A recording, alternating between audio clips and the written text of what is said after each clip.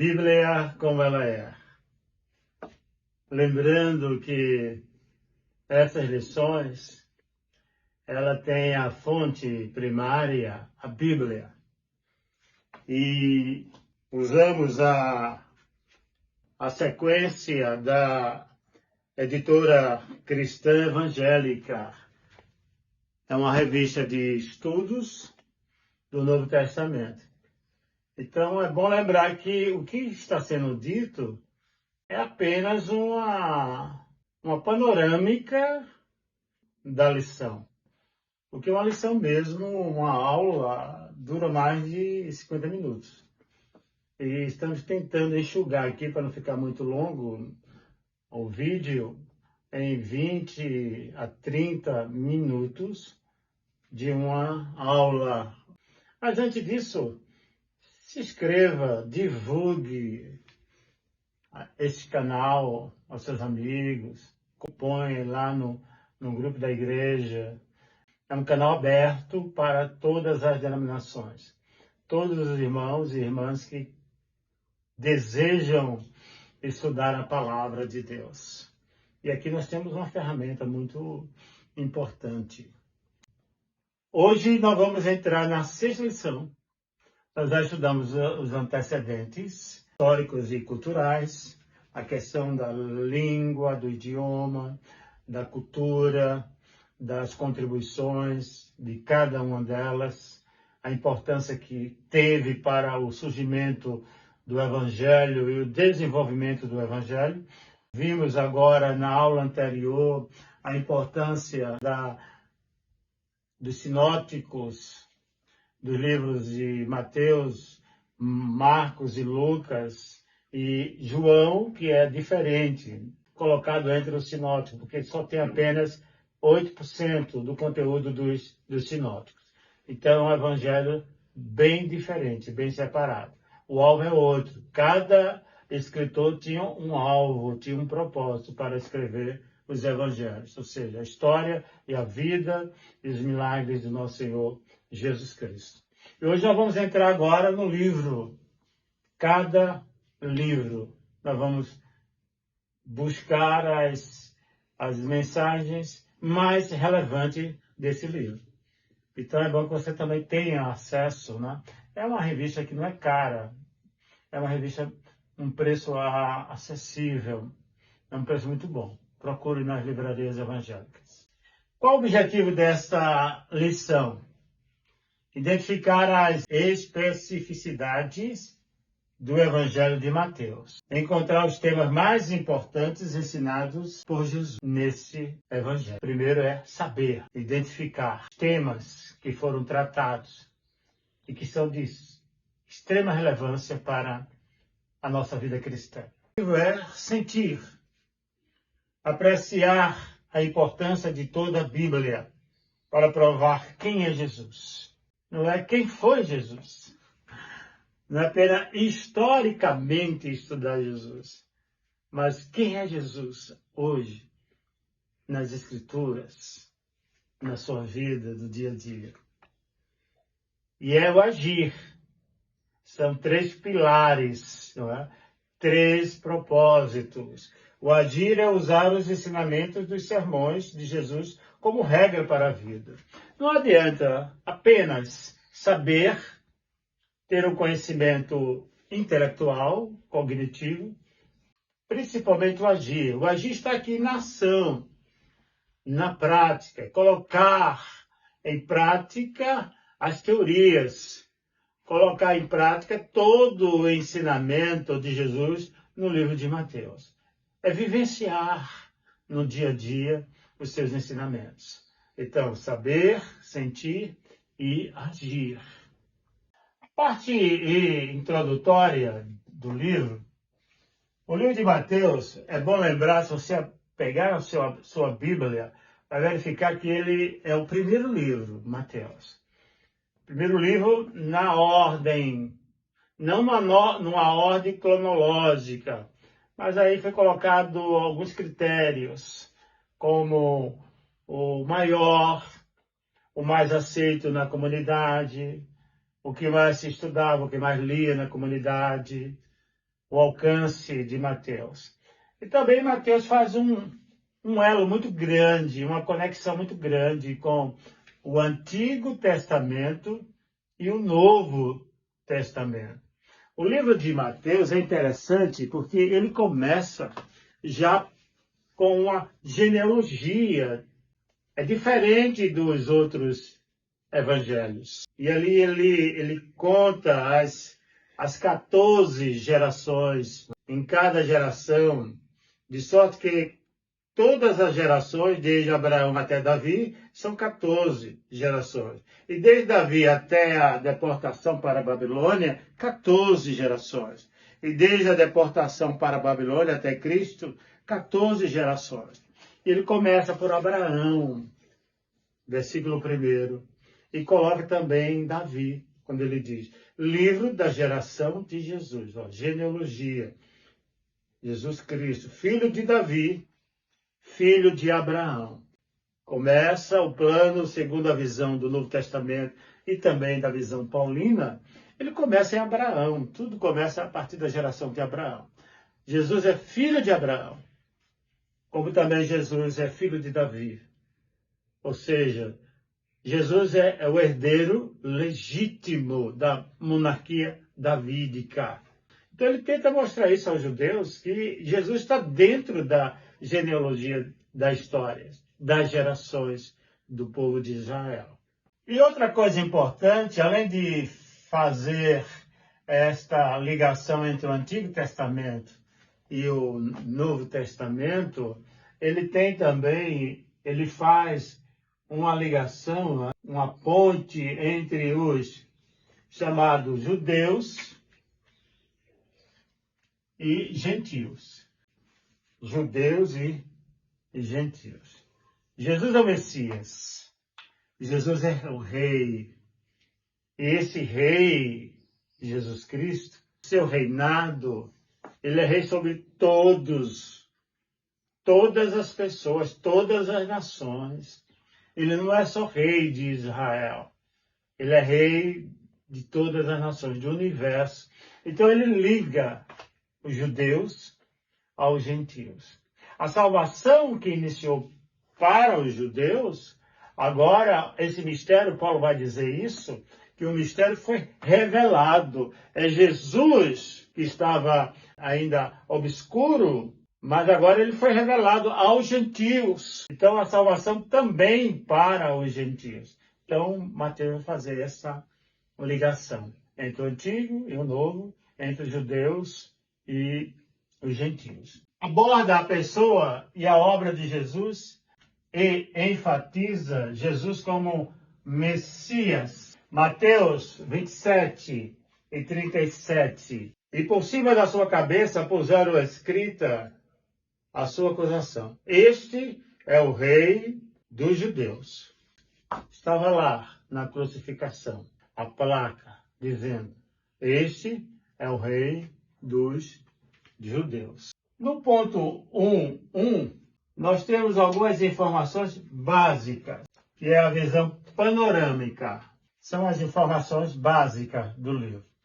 Então aqui tem alguns itens que vale a pena verificarmos. Primeiro, letra A. Que grupo esse evangelho pertence? Mateus pertence ao chamado grupo dos evangelhos sinóticos. O autor, Mateus, é um publicano e a Bíblia vai dar alguns detalhes sobre a profissão desse autor bíblico. Ele era coletor de impostos. A data desse livro. É bom a gente não se preocupar muito com datas nas escrituras, porque as datas, a Bíblia não é um livro histórico, cronológico. Ela não foi escrita por apenas um autor que presenciou tudo. Então teria todas as datas. Lembrando que para chegar a esse livro aqui, foi passado ele oralmente. Ele só vai ser escrito em 60, mais ou menos, a 70, aproximadamente, nos anos 60 a 70 depois de Cristo. O local que esse livro foi escrito é Antioquia da Síria. Havia duas Antioquia e essa aqui é da Síria, para identificar. Qual o alvo desse livro de Mateus? O livro de Mateus, o alvo são os judeus cristãos. Qual o versículo-chave de Mateus?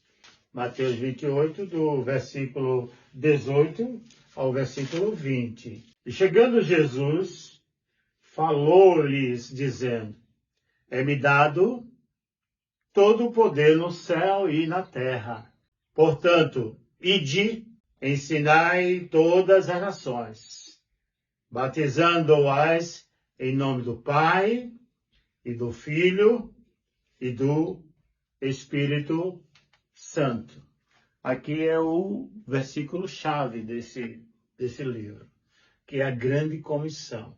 E essa grande comissão nós vamos encontrar não só em Mateus, mas em outros livros, em outros evangelhos. Expressão-chave desse livro: rei é Messias. Messias no hebraico quer dizer ungido, ou seja, é o rei ungido.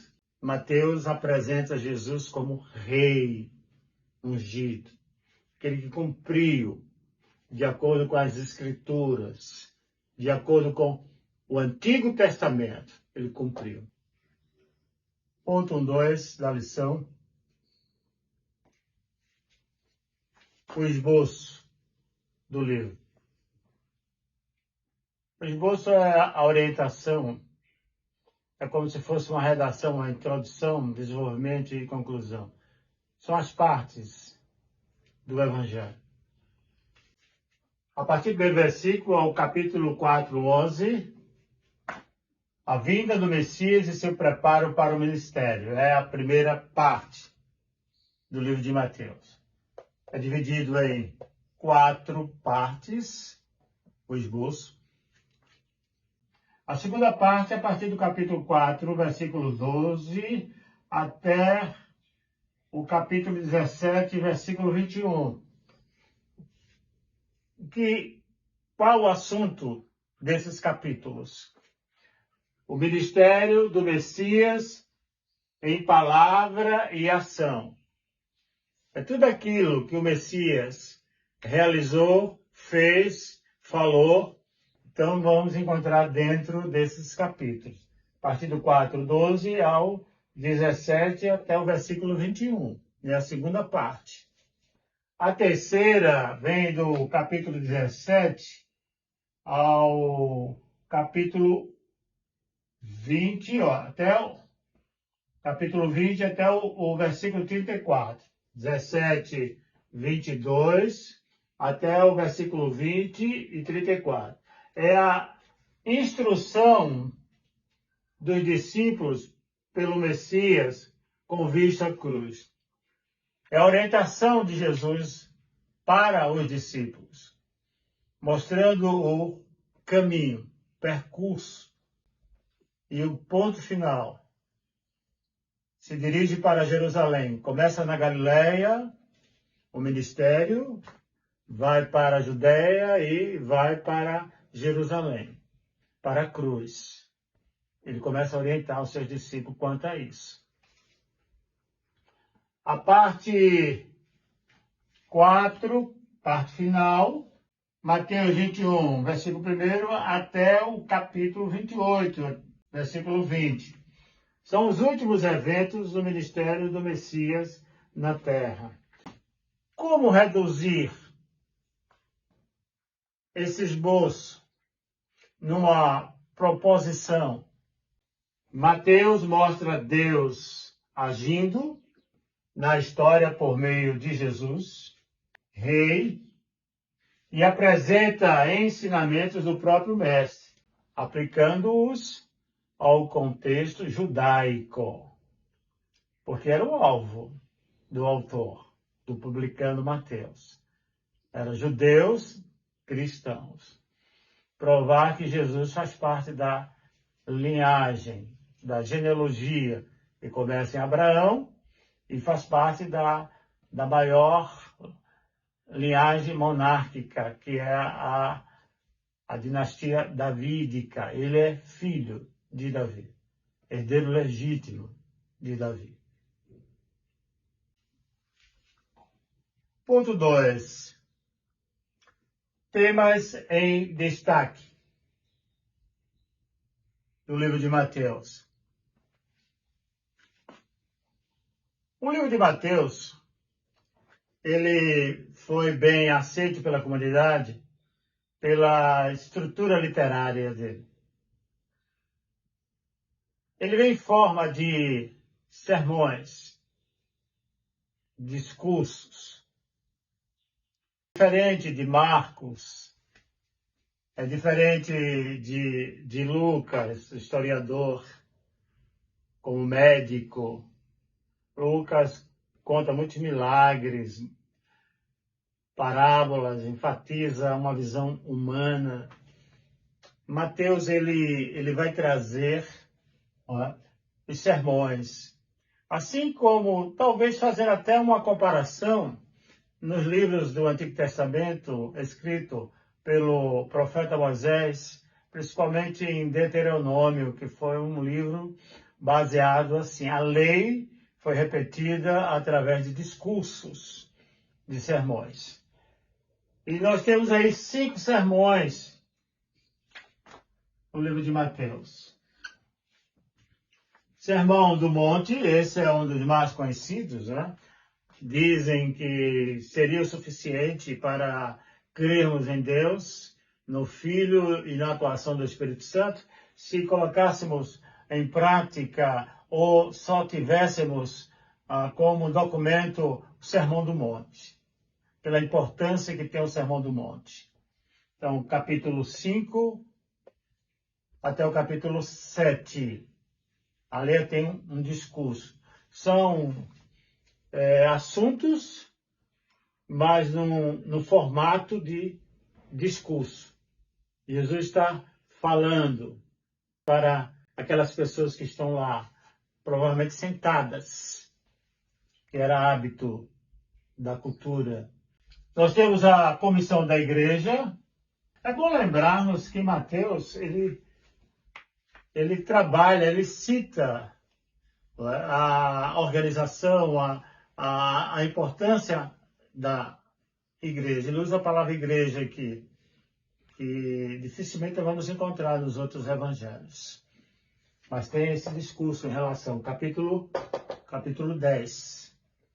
Nós temos 7 parábolas. É interessante que ele usa do 7, né? 7 é o nome na visão da gematria, que é a ciência que trabalha com os números. Alguns chamam de numerologia. Então, 7 é o número perfeito, é o número de Deus. 7 parábolas são contadas ali. Mas essas parábolas, elas não foram contadas para a igreja. Elas foram contadas em relação ao reino de Deus. Mas serve para a igreja hoje? Evidentemente que sim. Nós temos essas parábolas. Conduta da igreja. Aqui trata-se da disciplina. Como devemos disciplinar? Hoje, no Evangelho da Graça, não há uma perspectiva de correção. Cada um faz o que quer, o que bem quer, do jeito que quer. Não é corrigido. Não estou falando aqui em tirar aquela pessoa do convívio. Eu falo de forma amável, como irmão em Cristo, como pessoas que têm o mesmo propósito de chegar lá a demonstrar o irmão. Então, corrigir o irmão, a conduta. O que ele está fazendo não está condizente com aquilo que está escrito nas Escrituras. Então, tem que haver uma correção. Não é uma correção que você tem prazer em corrigir, sentir prazer em chamar a atenção de alguém, castigar alguém. Não é nesse sentido. E por último, o sermão é as últimas coisas. Existe uma seção chamada, no livro de Mateus, escatológica. É como se fosse uma visão apocalíptica das últimas coisas. Capítulo 24, capítulo 25, nós vamos encontrar essas narrativas dentro do livro de Mateus. Da vinda, da separação dos bodes, das ovelhas, a parábola da chegada das virgens que estavam preparadas e outras não. Tudo isso nós vamos encontrar nesse sermão aqui, das últimas coisas, a partir do capítulo 24 e 25 de Mateus.